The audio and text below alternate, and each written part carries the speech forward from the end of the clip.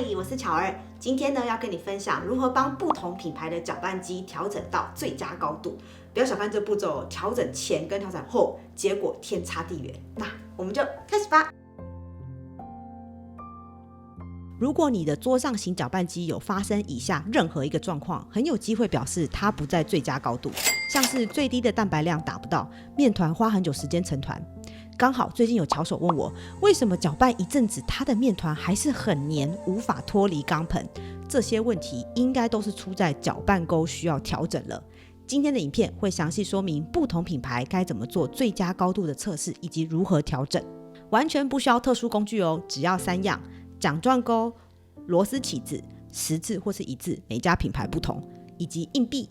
最标准呢是用10分美元。但这边我列出我有的其他类似硬币，像是你用台币5元、加币5 cents、欧元5 cents、日币100块，只要是直径差不多的硬币都可以。这是 KitchenAid 抬头式5跨搅拌机，那我们先来检查一下它的搅拌钩是不是在最佳的高度。要用到就是桨状，不要用钩状跟球状。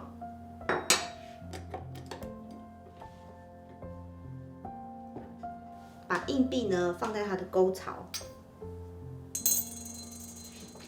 开慢速就好。打不到硬币呢，表示搅拌钩太高了。那 KitchenAid 的调整螺丝藏在这边，用一致的螺丝起子，顺时针往右转是降低，逆时针往左转是升高。那一次呢转半圈就好。因为这个型号它没有保护机制，你可以转得非常非常低，转太低呢，你会直接打到钢盆，有点危险。已经有打到前臂，但是好像还没有到，可以再调一点点。哦，可以了，可以了。最佳高度要怎么判断？就是搅拌头运转每一圈会碰到硬币一下，慢慢的把硬币往前推进，转一圈。太低会怎么样呢？就是像现在这样。硬币会乱飞。矫正到最佳高度后，来做面团测试。今天的每一款搅拌机，我都有准备一样的面团配方来 demo， 比例是250克面粉，175克水，水量抓 70% 是标准范围。我过去呢用5跨的经验是，一开始成团至少会花3分钟，然后有一些面粉呢会残留在边边没有被打到，需要至少刮缸2-3次。现在调整后大概1分钟左右就成团了，非常快。而且边边呢你看几乎没有面粉，不需要刮缸就很干净。5跨的小缺点就是它的最低速仍然非常快，然后打的时候头部会跳跳跳，机身呢还会有点慢慢的位移，所以你不要把它放在桌子的边边，但是成团速度真的有够快。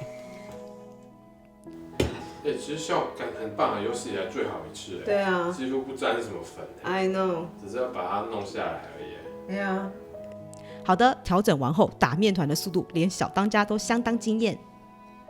这是 KitchenAid 6跨升降式搅拌机，那它的调整位置在这边。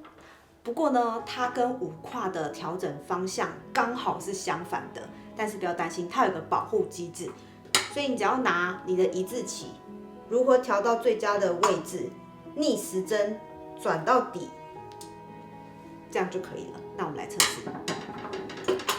6跨的最佳高度判断也是一样，搅拌钩运转每一圈会碰到硬币一下，慢慢的把硬币推进，然后转一圈。矫正完后来打面团测试。6跨呢，它的低速就理性许多，不急不徐的。调整完后可以看到运转的每一圈啊，它都有确实的混合粉跟水，从中心开始慢慢的往外带。右上方呢，你看到这个画面是调整前的状况，做一个对比。它低速搅拌3分钟之后还是一团面糊，底部都是面粉，一点都不均匀。但调整后天差地远，成团的时间缩短了1/3，大概2分钟左右就顺利成团了。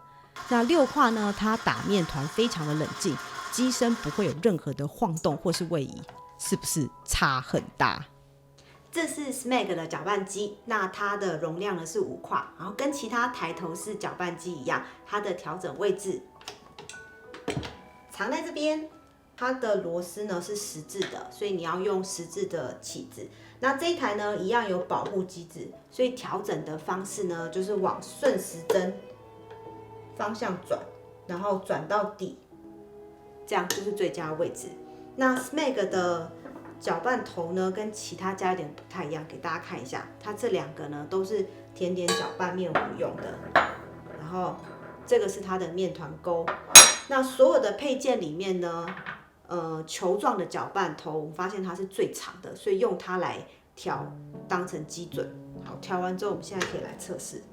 SMAG 的钢盆设计呢，跟 KitchenAid 不一样，对它来说，最佳高度下搅拌头运转，不见得每一圈都会碰到硬币，是偶尔会碰到硬币一下，那不用强求。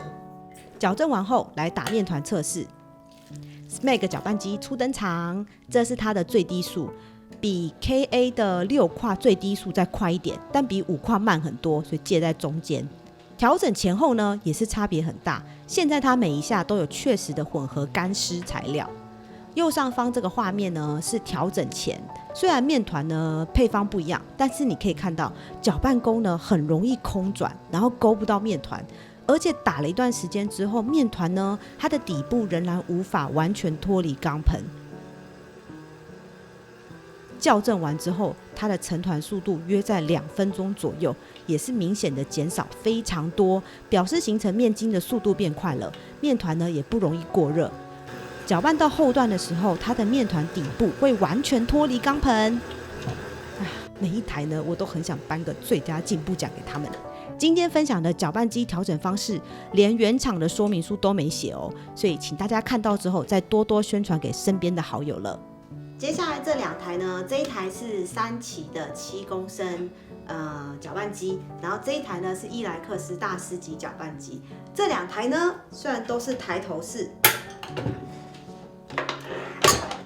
粗脖子的设计，2台是没有办法调整高度的。不过在面团上，它能够顺利成团。然后这2台最少的蛋白量都是可以打发2颗蛋白。如果你在使用上呢，真的有发生打不到的现象的话，可能就建议你联系原厂，然后进原厂维修。那希望今天的这个工具影片有帮助到大家。我自己呢也是到最近才发现说，有一些是可以调的。那有时候呢，真的不是机器的错，就是差在它没有调到最佳高度，就差那么一点点而已。那调整完之后呢，这些机器呢都可以打面团跟做甜点的，没有问题。那喜欢这支影片的话，记得帮我在下面按赞加留言，然后订阅我的频道。我是巧儿，我们下次见喽，ciao。打面团前先打一下 bagel。